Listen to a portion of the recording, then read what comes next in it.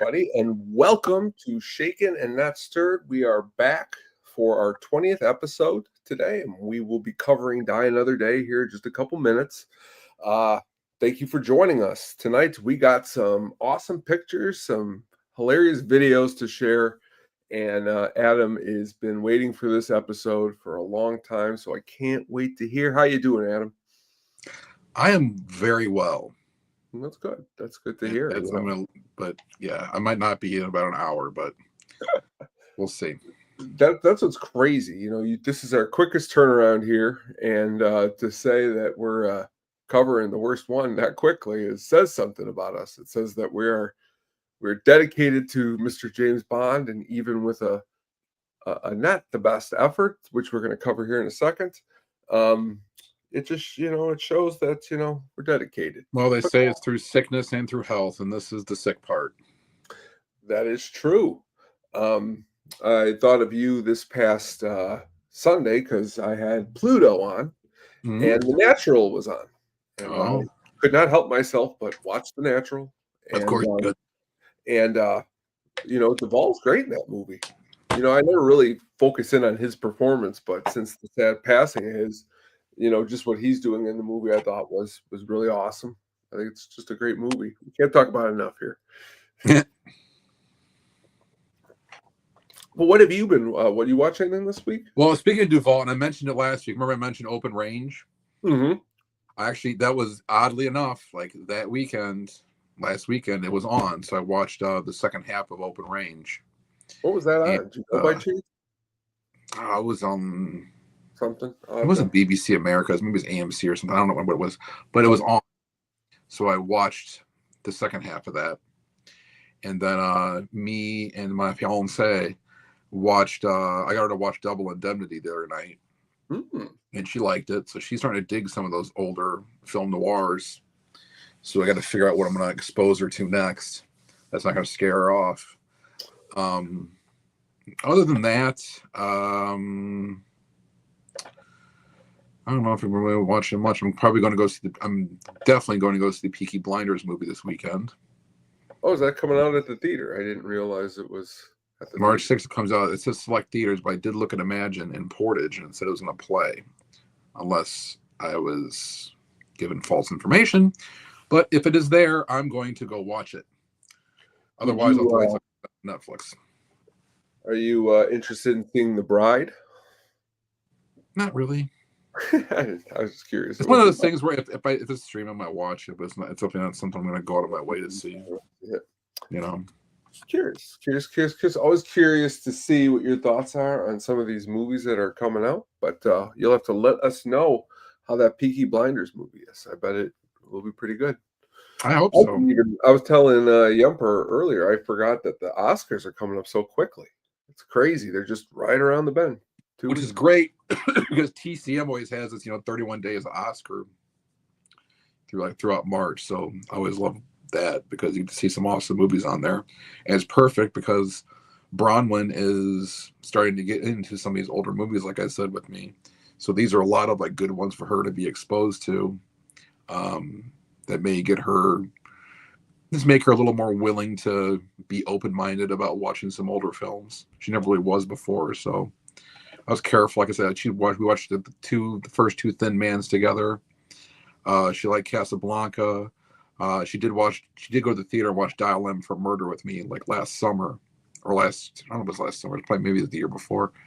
But so she's seen some of those movies. So, and she liked Double Indemnity. So I've not struck out yet.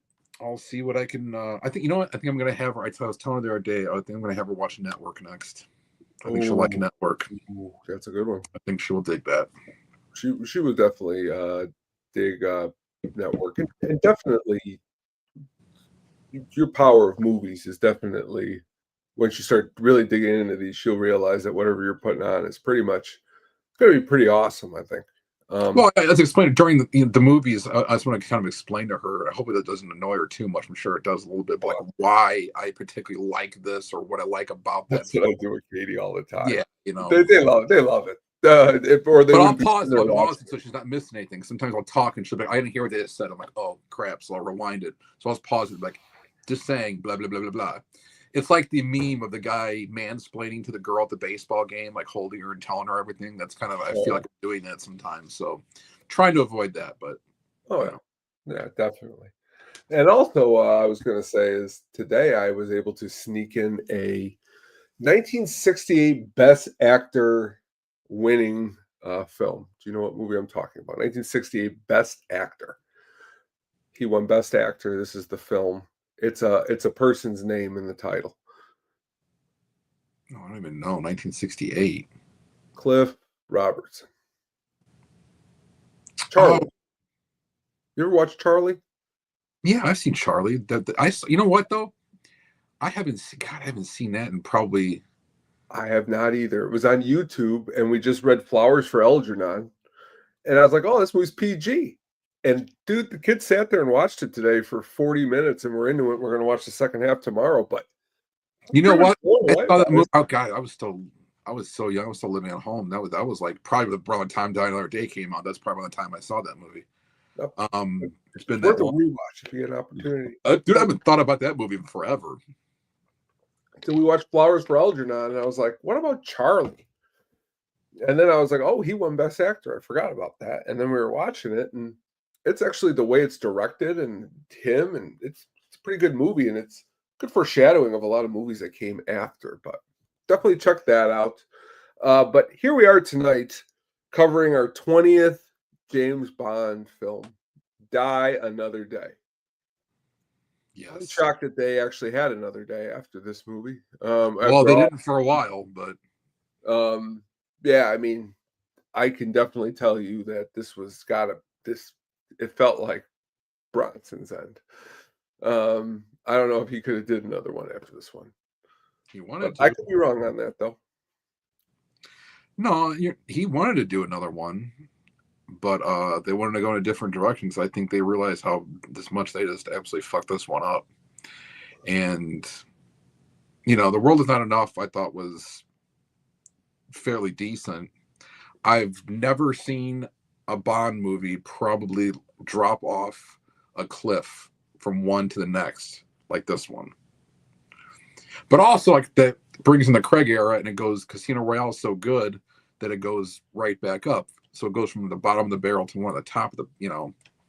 So but this is definitely the valley, the canyon, the bottom of scraping the earth here, the earth's core even. So there's things I'm going to do this a little bit differently. I'm going to give you some facts about the movie and kind of discuss it a bit. But I'm going to kind of go through this one. This movie, there's different things I can't stand. I can't stand the fucking Packers. I can't stand the Cubs. I can't stand Purdue.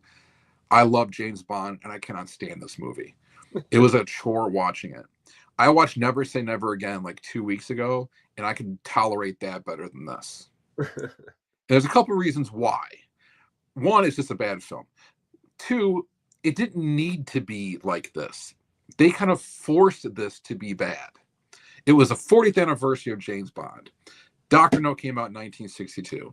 2002 rolls around, they released this. They made a big deal about 40th anniversary of Bond, 40 years of this, 40 years of that. So what do?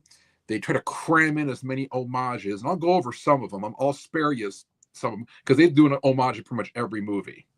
Some are hidden, some are really obvious, but they crammed all of that in.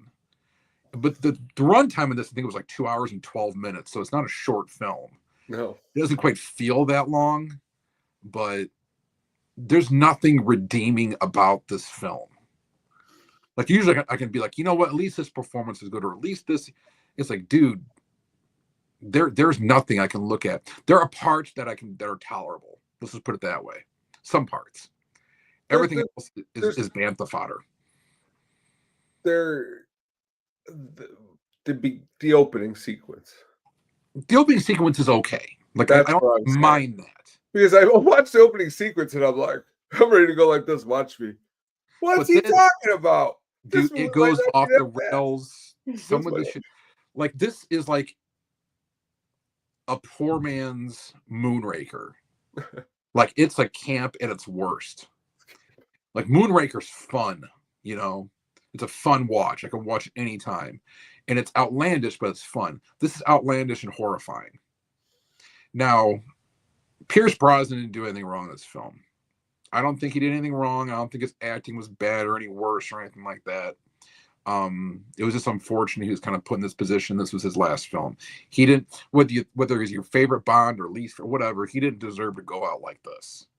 This is just.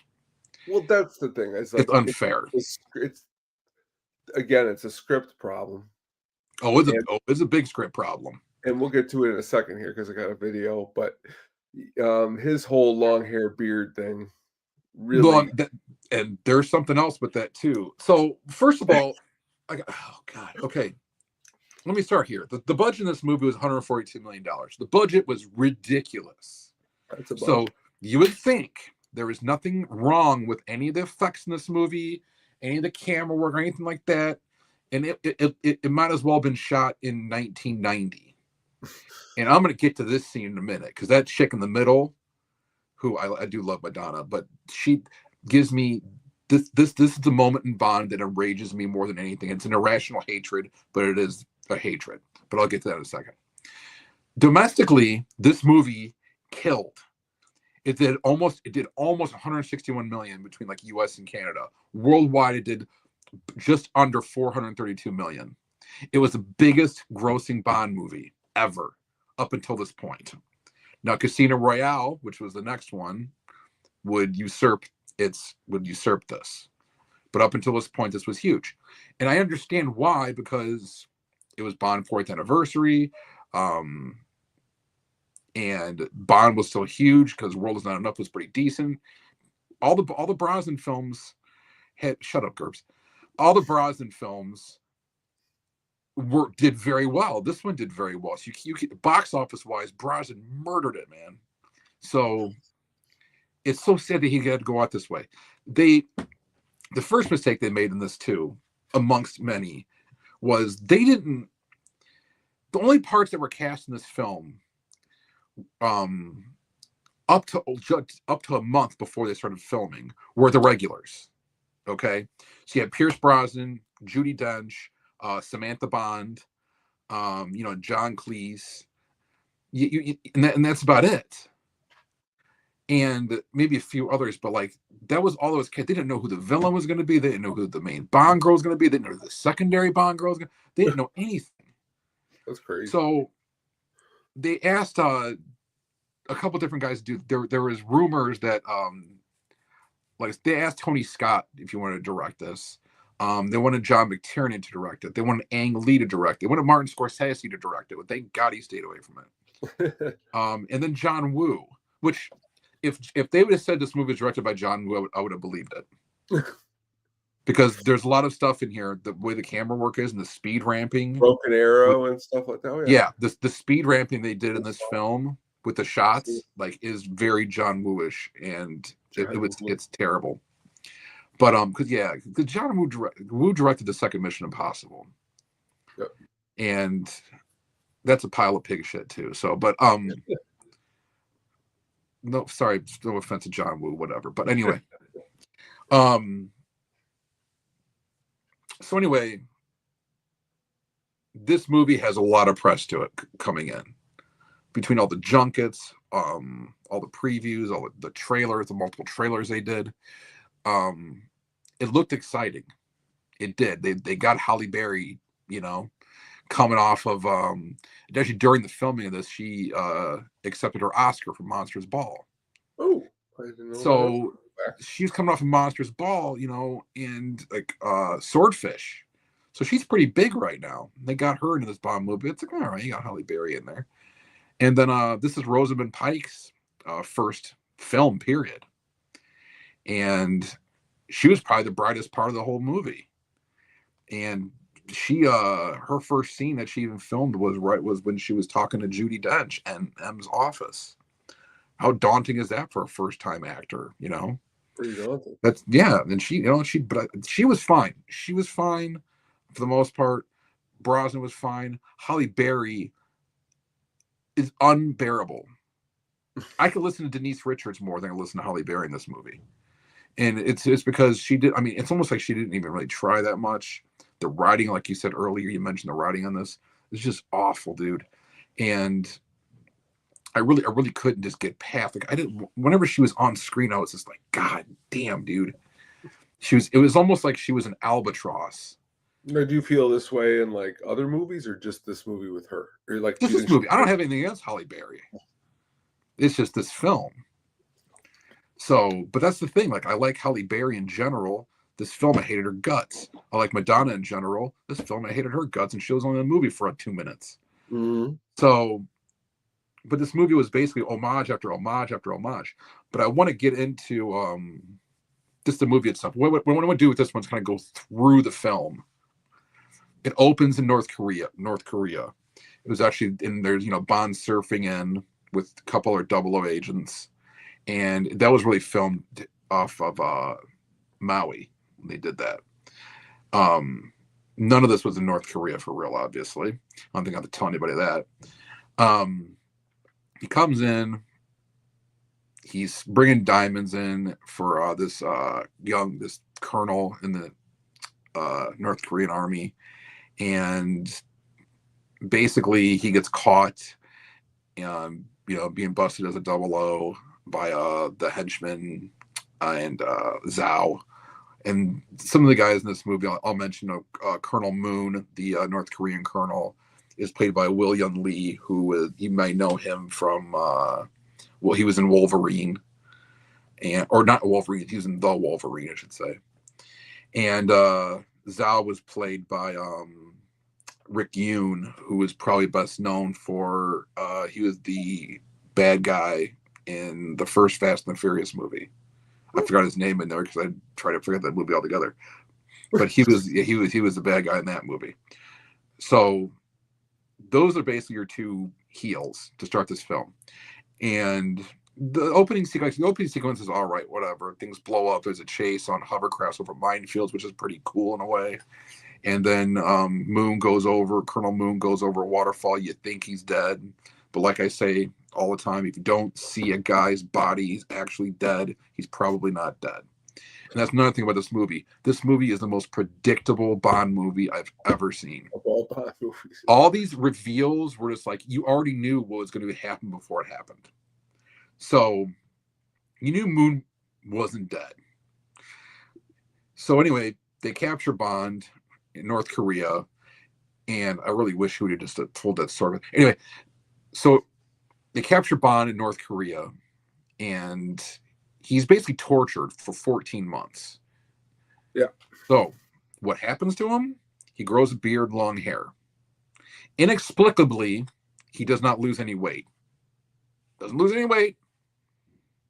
He must have been really well fed, but he grows a bunch of hair. All right. He ends up getting traded for the henchman Zhao, who they captured. And Zhao, by this time, there was an explosion and a bunch of diamonds were embedded in Zhao's face. And for some reason, even in 2002, they didn't get the diamonds out. They couldn't get the diamonds out of his face. They can turn him into a white guy, but they can't get diamonds out of his face. So they have that type of technology to convert Koreans into white dudes, but can't get diamonds out of the guy's face. He's got blue eyes now. Can't get diamonds out of his face. Anyway, he gets traded, comes back, and tells basically they traded for him because they thought he might have given them information or something like that. And Bond's pissed that she compromised and all this stuff. And hold on a second. Is this the scene? The same person who set me up then has just set me up again to get Zhao out. So I'm going after him. Yeah, so he's arguing with her right there. And that's in the hospital. Yes. Once he gets traded for. And the him ends up being a her, so he's wrong there. But that's a dumb thing too. They try to basically steer you in a different direction. But as the movie goes on, you're like, oh, I know who the mole is. It's pretty obvious. And it's obvious because of the formula itself. Now let's go out front here. So Rosamund Pike plays Miranda Frost. it's kind of funny. They're in a, an ice palace in the movie and all that stuff. Iceland. Her name's Frost. Lost. So she's an MI6 agent, and this is why you knew she was going to end up turning. They weren't going to have Halle Berry turn. You cannot have two main Bond girls like that are both good. You really can't. So if there's going to be a mole with all the characters introduced in the movie, her character was the only possible one that could fit any of the criteria. So you knew ahead of time it was going to be her. So this dog and pony show, they were dragging her through the movie of, we're going to plant her with Gustav Graves and all this stuff, but she's really working for MI6.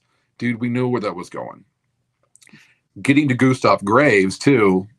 Well, actually, before we even get to Gustav Graves, back in the hospital, Bond somehow is dreaming all the stuff he's being tortured.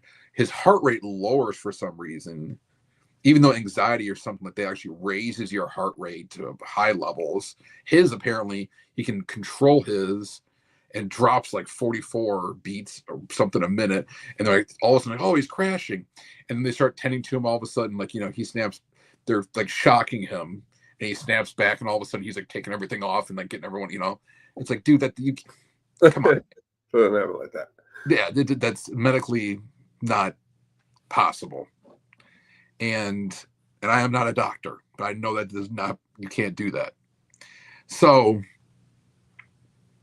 anyway, he gets out in his clothes, escapes on this boat he's on, jumps in the river, swims across the river in Hong Kong to a hotel I guess he has frequented.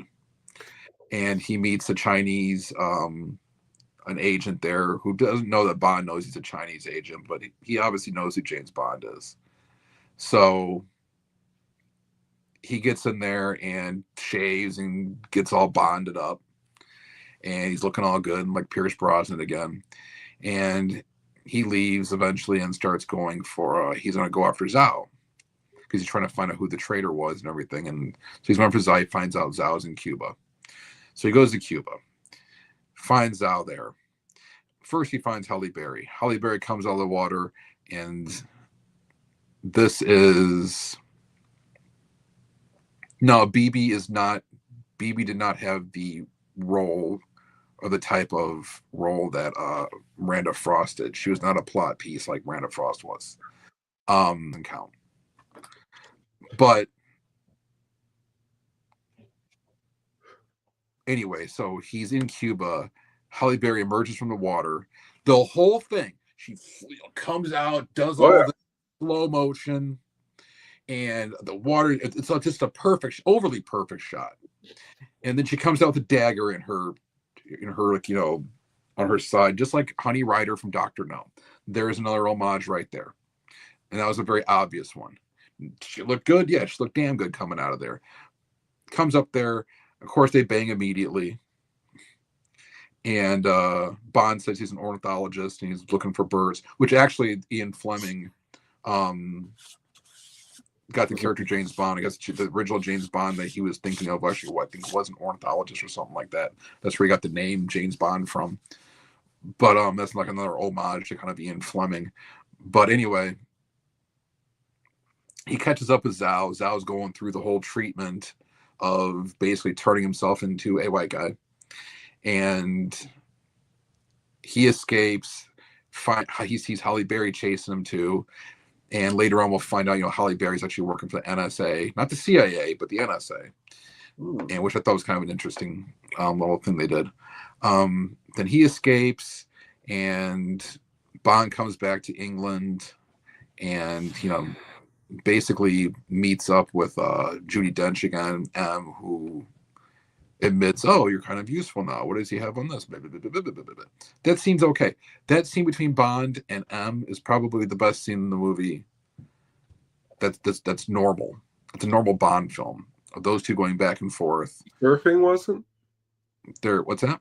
The surfing in the beginning. No, I'm just kidding. The surfing when they're in the beginning. Isn't there some like?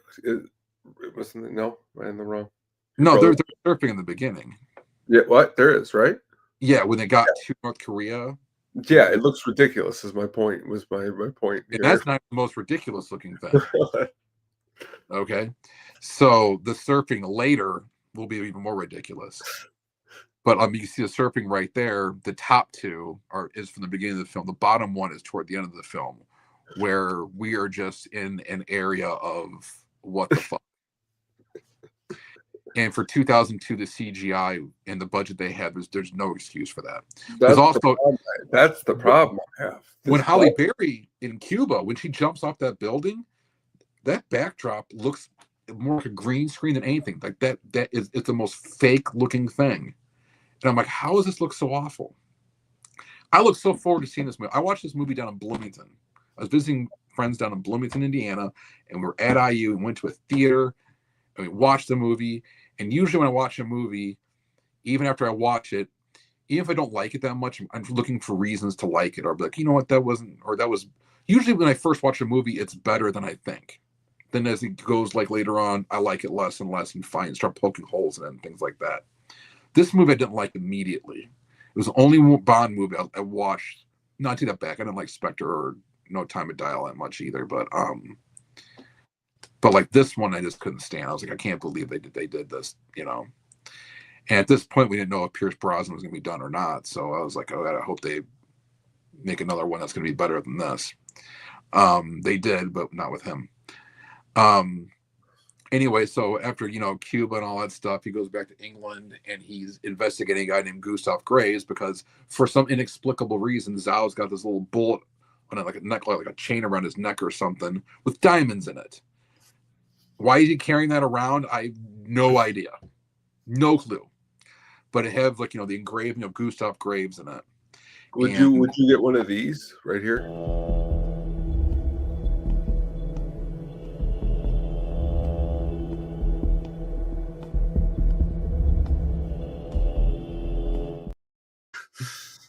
Yeah, I'm pasty enough, so I don't need anything that's gonna make the skin any lighter than that.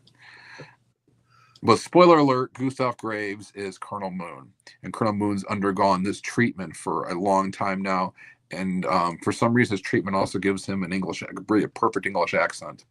So he has that going for him as well. But anyway, he's into diamonds now, and which is obviously another homage, like Diamonds Are Forever, because the weapon he ends up utilizing, he's stealing the diamonds to create a weapon from space, just like Diamonds Are Forever. And Diamonds Are Forever is as crazy as Bond films get too, but it's way, like, again, like Moonraker, it's way more fun than this, way more tolerable. I'll watch Diamonds Are Forever all day long. Right. And you got to suspend belief, like, you know, or disbelief for most of these Bond movies.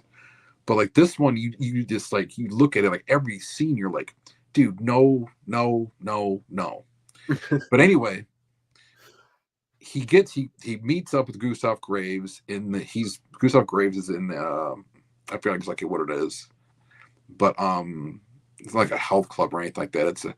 But he's fencing. He's taking fencing lessons, and this is a part that inexplicably enrages me. We knew ahead of time, the whole time, the months leading up to this, that Madonna was in the movie. We knew she did the song. We knew she was in the movie. Her reveal is the dumbest thing in the history of film. I hated this. I fucking hated this. They open the door and she has her back to you, and the way she turns around, it's like, oh, it's Madonna. It's like, no shit, it's fucking Madonna. We knew it was Madonna. The previews, the trailers, all the stuff showed her in this scene as Madonna. There was no reason to have her reveal herself like that. And if they did, they shouldn't have made the press like this in the first place before the film came out, because the reveal meant nothing. So every time I see that part or think about it, I just get angry. Right. And again, if I want to feel good, if I'm going to work in the morning, I can put on early 90s Madonna and be a happy man all day long. But this movie, I see her and I just want to just spit battery acid. Spit battery. Training the Predator. Anyway, she's training Miranda Frost. She trained Miranda Frost as an Olympian fencer, and that's how Gustav Graves got into her good graces, because I guess he set it up to where she ended up winning the gold because the champion was doping or something like that, or he had, I forget exactly what it was. It doesn't matter, but he helped her win a gold, so all of a sudden she's like loyal to him now. So she's going to be a Mullen MI6 because he helped her win a gold medal, because that makes sense. And anyway, so he has a sword fight with Bond. The sword fight's okay. I'm not going to bash that. That was kind of fun to watch that. But they also filmed that, and this is true. They filmed it. They sped up the camera when they filmed this. Really? So it looked like they're really fighting faster than they really are. That's interesting. And actually, it's actually what they do is they slow down the film going through. So when they play it at regular speed, that's how they still get speeds up. They don't speed the film itself; they actually slow the reel going through. At this time, they weren't doing it; they were still doing reels. And so anyway, they slowed the reel down going through the actual projector itself when they're filming this thing. And so when you play at normal speed, it looks like they're actually fighting much faster than they are. When really they're probably just, going through motions, and it looks more like the Masters of the Universe fight at the end than it does, like a real one. So they sped it up, and that's fine. That's a trick that, directors use all the time for stuff like this. I have no problem with that. After the sword fight's over, Graves invites him to Iceland to reveal his big project Icarus and everything. So Bond goes to Iceland. First he meets up with the new Q, which is John Cleese, who we saw in the last film. And I thought Cleese was better in this one because he wasn't just a little, side character in a scene. He was actually, the scene with him and Bond was him and Bond. And he gave him a kind of cool gadget. I like the ring that breaks glass like that. That was a cool gadget. He got to use it twice in this movie. It's not often you get to use gadgets twice in that movie. I know Moonraker, he got to use his wrist thing like a couple times, but it's not often you see double use of gadgets in a Bond film. Cool. And then he gave him the car, which is invisible, has invisible technology. Even the tires can be invisible too, apparently now too. And you see him go through Q's lab, and there's so many homages to different old Bond films. They had Rosa Kleb's spiked shoe. You saw like the alligator from Octopus in the background. He sets off the jetpack from Thunderball. There's some other things, that are back there as well that you see. And some of those are pretty cool. But like I said, they kind of overdid, made it too obvious. It's like here, too much in your face with it. If you ever want to, I think IMDb or something has, if you go through it, it has all the homages, or you can even Google it, all the homages from each movie that are in the film itself. So I guess I'll spare you some of that stuff. Some of them just are kind of part of the story, but anyway, they're in Iceland and they're in an ice palace. Yeah, there's Zhao, who's turning into a bald white guy, but they can't get the diamonds out of his face still. So I don't know how. I mean, just look at him. You can just pull them out. I don't know what the problem is, and you can be. But here's the stupid thing: you can be as white as you want, dude. You can look like a Western person or whatever. No one's gonna not notice the diamonds that are all over your face. It's gonna raise eyebrows. He doesn't have any eyebrows anymore, but they're gonna raise other eyebrows. So I don't know. It's like, oh, it's cool. This dude's got. It's no, man. He didn't need that. It's just another silly thing they didn't really need to put in the movie. So anyway, he's in the ice palace, and Graves does this thing and shows Icarus and the light and what it does and all that. The snow around that ice palace looks as fake as can be. An ice palace. If you really, and I looked this up too because I heard this, and I was actually looking this up. The average temperatures in Iceland, okay? So let me see if I can pull this up real quick. The average temperatures in Iceland year round. It depends on what time of year you're there, I guess. There's no way it could actually develop that. You couldn't have an ice palace there; it would melt. So I've heard it's like, Greenland is different, but yeah, Greenland is different, but Iceland, it's like the lowest it generally gets in the wintertime is around like 27 degrees or so. Like it gets colder here than it does there. Now, obviously, there's times where it can dip lower than that, but generally, it to have an doesn't get ice that low. palace, it needs to be generally pretty cold all the time. And not only that, when he actually ends up sleeping with Miranda Frost, they're in a room of ice. It's like, how do you stay warm in there at all? You obviously can't have like heat because it'll melt the ice. It doesn't make sense. It just doesn't make sense at all. And, you know, Holly Berry ends up there too. Oh. She shows up like Michelle Yeoh in Tomorrow Never Dies. Like she's part of this, media, blah, blah, blah, blah, blah. And really she's an agent, which we all knew already. So, and then she starts, milling around the place, and then she gets herself in trouble and gets caught. And then the henchman, this is a good one too. The henchman, they got really creative with this one. His name was Mr. Kill. And Bond films have a lot of misters as henchmen. Mr. This, Mr. That. I should count those one day. So he's caught and she's, tied up, and there's a laser there. I guess it's for cutting ice or diamond. I don't know what the hell the laser is even doing there or what it's for. Space laser. It's just a laser. And in an homage to Goldfinger, they're going to kill her.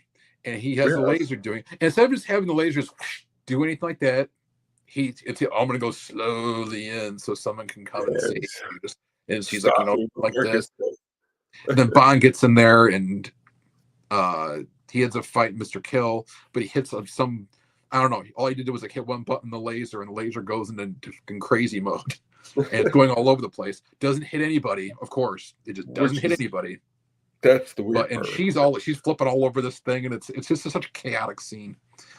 But the way he was killed, like when she finally killed him, was kind of cool, I guess. How the laser went through the back of his head and out the front of his mouth. So I mean, that was kind of neat. Then he confronts Graves, and he knows who Graves is.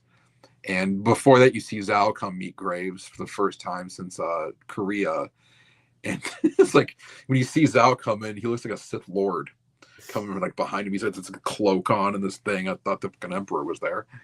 But and then Gustav Graves starts talking in Korean to him, like, "Oh, it's really him." It's like, yeah, we know it's him, because obviously they introduced the DNA changing thing with Zhao, so you kind of figured this guy was Moon, and then that's what I'm saying. You can put all this stuff together in your head if you just think a second about it. Then Miranda Frost, comes up there and points a gun at Gustav Graves. And all of a sudden she turns on Bond, which you knew that was going to happen too. And the cool thing was how quickly he was about to shoot her in the face, dude. He also goes, bam, like this, but he had like no bullets left in his gun, which I don't know how he didn't know the weight of his gun. I don't know if they explained that or not. I probably didn't pay attention enough. But I think he would have noticed like there wasn't weight in the gun. But anyway. So he is captured. They're going to take him away and kill him. And then he uses his ring to, the gadget. And he presses against the glass and it breaks the glass. He goes through it and he gets away. And then, car chase ensues. And the car chase sequence is pretty cool. It's a pretty run of the mill, Bond chase. And each car is like it's so fully loaded with weapons and stuff. It's like trying to like one up each other. You pull this out, I pull that out. You pull that out, I pull this out. But like another thing that irritates me about this too is the fact that, and there's a lot of speed ramping in this one too. A lot of speed, like the slow mo, and like it's like it goes from slow mo to like regular projector speed. It just keeps going back and forth like that. And it was just needless. It was annoying. But anyway, he gets in. They get into the ice palace. And they go up, they're going through the ice palace with cars, whatever. I don't know how big this thing is or how they're getting through there. Meanwhile, Holly Berry is basically drowning they're melting some ice around her and drowning her slowly. You can't just kill people normally because it's a Bond movie. So Take your time. Take your time. his invisibility thing starts working again because it got disabled earlier, and he goes up the wall, and these spikes come out of his tires, and they stick in the wall. And so then Zhao ends up going through, and then he goes dumps into the water, and then Bond shoots like the chandelier above him, and it comes down and kills Zhao in some weird way. So red blood come out. But my question is, if Bond had these traction spikes on his tires, why would he have not used them on the ice? Like, that would have come in handy. That would have been, yeah. Well, they wanted to save that for that special surprise there at the end. What a special surprise. All it made me think of was, why didn't he use it the whole time? If Zhao didn't have that in his car, you would have had a major advantage if he had traction on yours, and he didn't. Just saying. Anyway, he gets Halle Berry out, and they do more. He's grabbing her, and there's more. Basically, she's actually underwater for more than a minute, and he brings her. He gives her compressions. She's good. He would not be a good doctor at all. Because compression. CPR the breath. Compression. But there's more speed ramping. He's even carrying her out there doing slow mo. It's like it's just dumb. Anyway, they get away, and then they go and Graves gets on his plane, and his plane is just giant cargo plane with cars in it. It's got a bust of him as Colonel Moon in it. It's got like a friggin' museum in there or something. I don't know. It's all sorts of weird shit. And then you see in the demilitarized zone, or on the South Korean side, you see, which I didn't mention this, your guy, Michael Madsen. Yes. Yes. They did him do him any justice in this movie either. All he did was just like, he was just shitting on M the whole time, as being a hard ass, and basically it was just a worthless character. And even when they showed him like during one of the live video feeds of him, yelling at M, you see like a football, an eagle, like an American flag in the back. It's just like overly like, hey, this is American. When Bond crosses over the bridge, I forgot what he says, but it's a real snickery remark that he didn't. Yeah, he's just an ass the whole time. Yeah, like he reminds me of almost like the M character in Never Say Never Again. Just the whole time he's upset or angry or yelling about something. Michael Madsen, but like I just think that's a miscast role. It's miscast, but that's the thing. Like, who could have done that anyway? And been, it didn't matter. It didn't matter who did it. True. It might as well have been Michael. We might as well have been like, well, at least they have Michael Madsen. That's true. We got Bum. And so they're on the plane, and then more absurdity ensues, and they end up, he kills his general. His father's a general, and his father's the one that tortured Bond and thought his son was dead.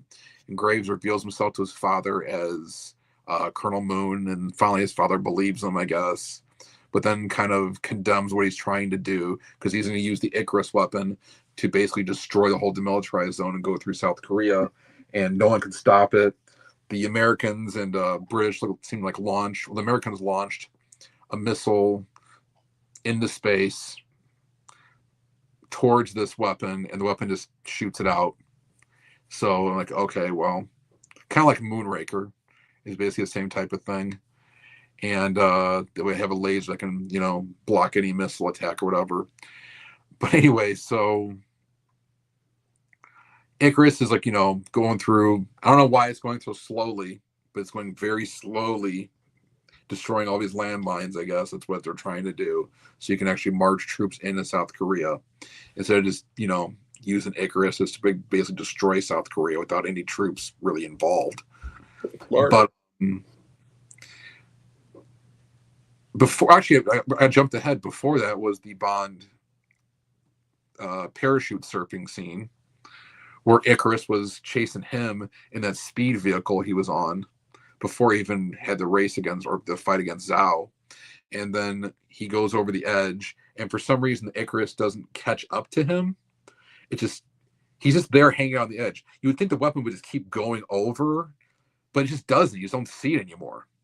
It's gone. And so Some bad he plot. starts like surfing, and there's this big wave behind him, and you see like he's like surfing on this thing, and the CGI is just god awful, and he somehow ramps up and he gets on the land again, and there happens to be a guy coming around like on a snowmobile.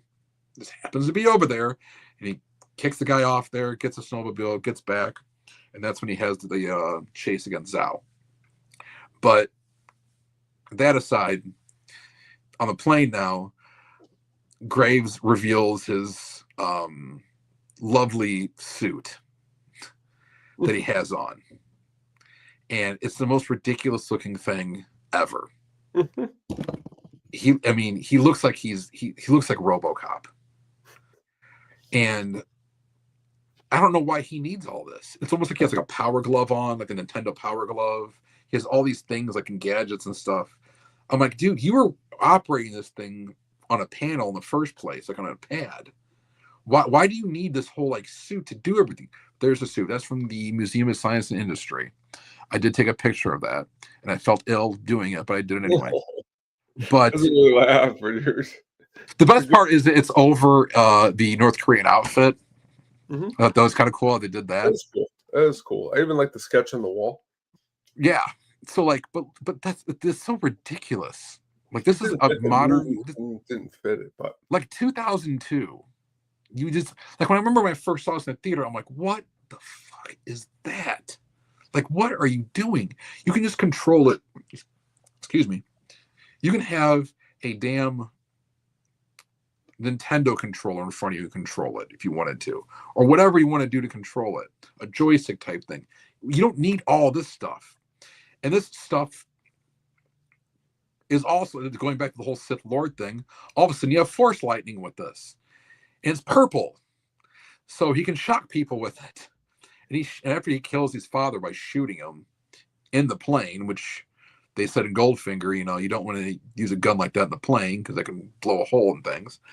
He shoots his father, and then uses this suit when Bond catches up with him to like electrocute kind of Bond, like kind of electrocute him. You get some Bond pain face, and it's a good Brosnan pain face, and they wrestle around and fight and everything, and then there's a hole blown open in the fuselage, just like in Goldfinger, and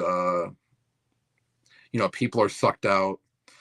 His what was his doctor? Not the doctor, but the scientist that was working with them, Vlad. Poor Vlad, gets sucked out. Other people get sucked out, just like Goldfinger got sucked out. And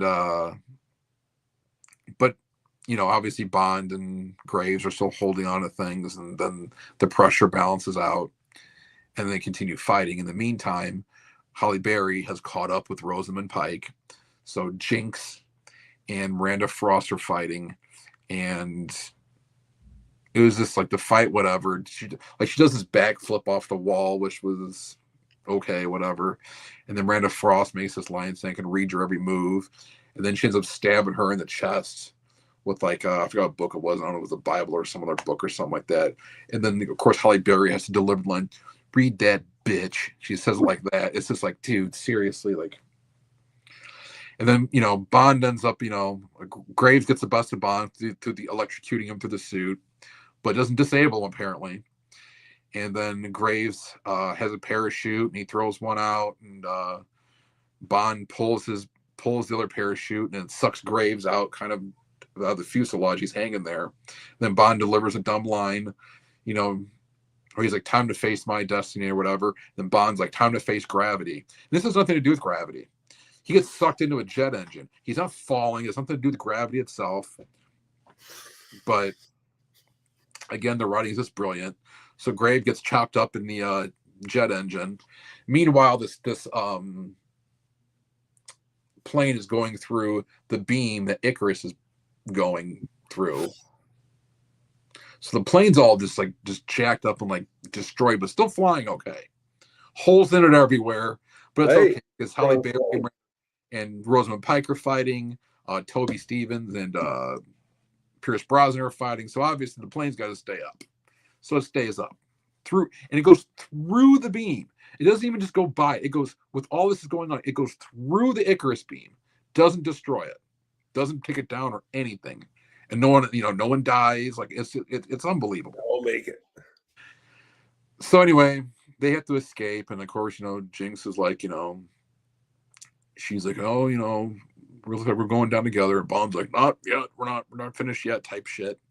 And then they get in a helicopter. Like the helicopter's in the plane, along with his other cars. He did say he collected cars. Like in the beginning of the movie, in the pre-title sequence, he had a bunch of cars. So I can understand he had probably a few in there or whatever. But anyway, they ditch the cars out and they fall into like a pond by a guy's house. And they get in the helicopter, and the helicopter is just free falling and free falling and free falling until just, of course, the last minute he rights the ship, and they fly away. And Icarus ends up, since when Graves got destroyed, when his suit got destroyed, in the jet engine, all that stuff, the Icarus beam ceased. So Michael Madsen and Judi Dench didn't die. Madsen lights up a cig, and that was basically the end of his character, which was worthless.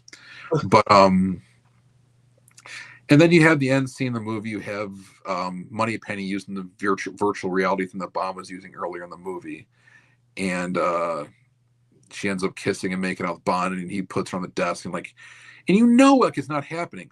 And then the reason why that is because earlier in the movie, Bond was using the VR as well to go through. It was like it's going through almost like GoldenEye. He's going through like a first-person shooter and doing all this. So you knew that technology was there. So when you saw that happening, you kind of knew in your head, okay, this isn't real. There's no way he'd be with Moneypenny right now. Like, this is not something they would do. And they reveal it's virtual reality. And it's like, yeah, we knew it was something like that. Again, it's like, you guys are just... you can't reveal anything like really well. Like the writing is so shitty. So, and after that, you see Bond and Halle Berry, and he landed the helicopter off the coast of some island somewhere, and there's a nice little hut there, and they're banging. Lucky. And Halle Berry is doing you hear all these innuendos, and Halle Berry saying, leave it in, it's a perfect fit, and all that, blah blah blah blah blah. And all it is like some of the diamonds are in her belly button and on her. So like, why would you say that? Like it's a perfect fit, or leave it in a little bit longer. Like, why leave a diamond? Like what do you? Like, it doesn't make sense. So, and anyway, the movie ends mercifully, and then you hear the god awful die. It's not even Die Another Day theme. It's another like theme you'd hear at a rave.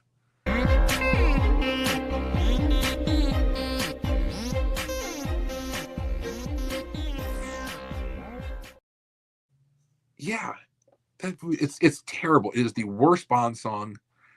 There is like, it reminds me of like Moneyball when he says there's rich teams, there's poor teams, and there's like 50 feet of shit, and then there's us. That's where Die Another Day is for like Bond and a movie itself, and like Bond themes. It's terrible. It's an awful theme.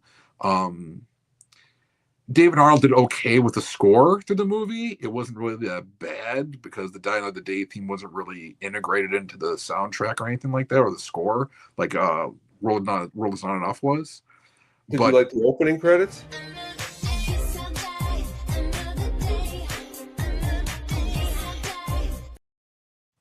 I didn't like the opening credits. It didn't seem like they did something never done before that kind of showed like they use opening credits for like exposition and push the plot along with Bond being tortured and everything. But other than that, it's nothing I liked about it. So that is my last little under hour shit on Die Another Day. I do have some trivia. Let's hear it. Okay, so the one thing about this movie, this is the first time in a movie that a villain is played by two different actors. So Will Yun Lee plays Colonel Moon, and then Gustav Graves' version of Colonel Moon, played by Toby Stevens. And I mean, we've had two different villains before, but not two of them playing the same person. But Die Another Day obviously did its own thing.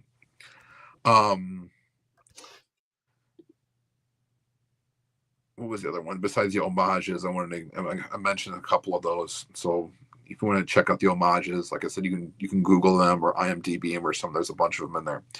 When filming their love scene in Cuba, which was like the first like mildly explicit love scene in a Bond movie, they never really show Bond in a sex scene like that. They just show it like post-coital or something like that. They actually kind of showed like him and Halle Berry going at it. Well, during the love scene, Halle Berry, like, she pulled this little fig out and was like cutting it. She actually choked on a fig, and Brosnan had like performed the Heimlich maneuver on her.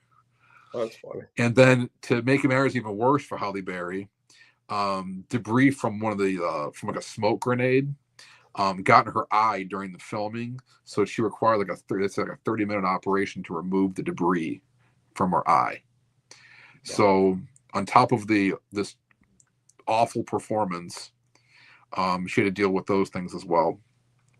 Although it's like 1/4 of this movie, about a quarter of the movie is set in Iceland. None of the main cast ever went to Iceland. It only the second unit, for the establishing shots, and the stunt crews went to Iceland. The interiors of the Ice Palace were not shot in Iceland. Those were back in like Pinewood Studios, I think. One of the extras in the fencing scene is Justin Llewellyn, who is Desmond Llewellyn's son. Oh. So he got they paid tribute to him a little bit by having his son in there. When, as a Monty Python fan, when you see Q, John Cleese, Toby Stevens is Maggie Smith's son. I probably should have mentioned that. That's a good point. So I didn't say much about Toby Stevens. I mean, he really hasn't done too much. He's done some TV and things like that, but he is Maggie Smith's son. I should have brought that up. When he goes behind the invisible car, when he turns the invisibility on, the light refraction makes it look John Cleese like he's doing a silly walk. So it looks like one of his silly walks, the Ministry of Silly Walks. And also, they mentioned in the movie, it was just one of the lines was, it was just a flesh wound, just like from Monty Python and the Holy Grail. Just a flesh wound. So there were two like Monty Python references in the movie. And then this one's kind of cool, I thought, in a way.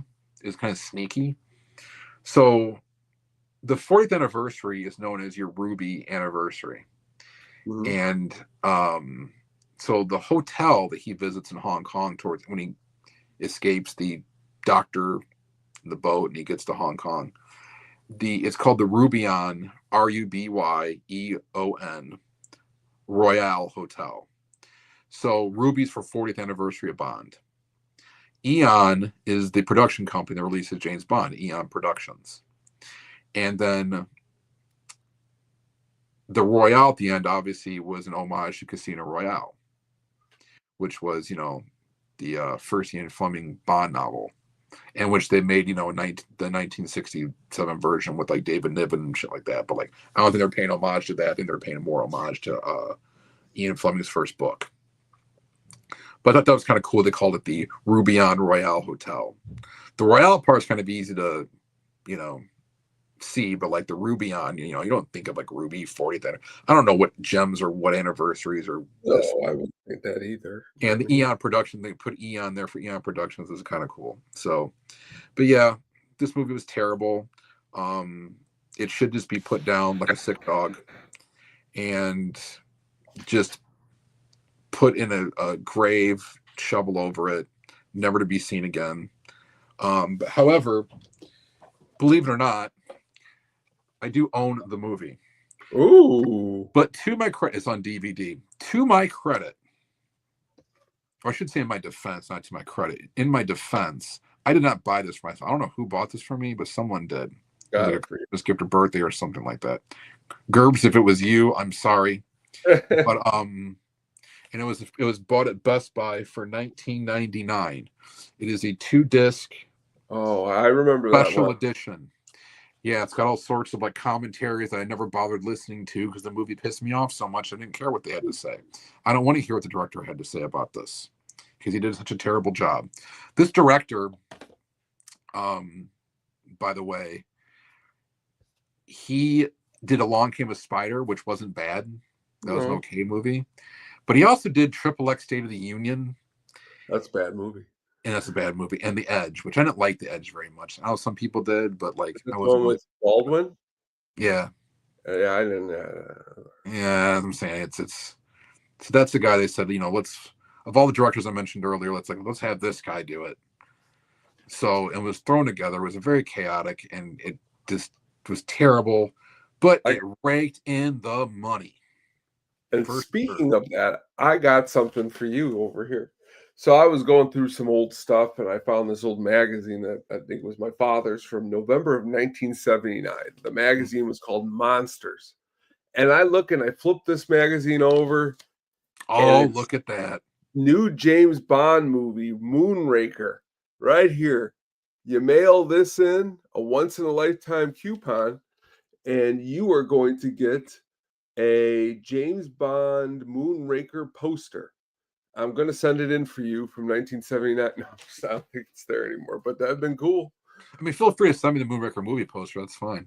That would be. Oh, Uh, my brother actually in his living room has the Octopussy movie poster. oh, that's even cooler. Yeah, Very cool. pretty awesome. So yeah, if you don't watch this movie, most movies that are bad, I'm always like, well, at least give it a watch. Just say you don't need to. No, If you watch, or if you do watch it, just watch it and just tell me you don't agree. hey, And tell me why you don't agree. there you go. So, well, thank you. That ends Pierce Brosnan's run. We'll get into Daniel Craig, and it gets a lot better from here. Casino Royale. The difference between Casino Royale and Die Another Day is night and day. It's like beyond that. That's true too. Pierce got screwed. But even when the movie came out, like Pierce wasn't happy about it either. Like he knew it was bad. He said it was bad, but he wanted to do another one. They never let him. So, well, it is what it is.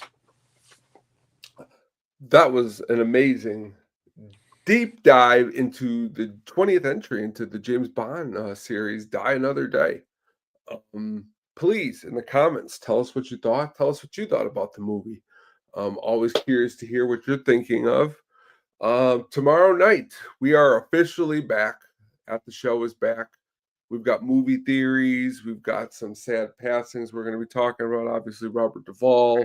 We've seen a lot of movies since the last time we've seen you. So please tune into mine and Yumper's show tomorrow. It's going to be a good one. Please tune into everything else on the YouTube channels.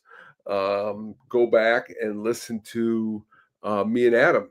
He pointed out yesterday to me an old conversation we had about Wes Anderson and Bottle Rocket. VHS. It's right under that banner. Go check that out. Good stuff there. Mm-hmm.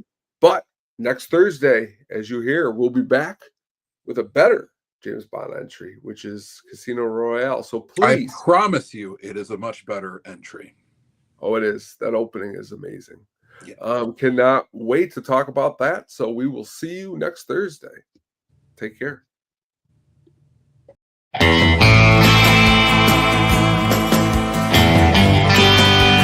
Bond. James Bond.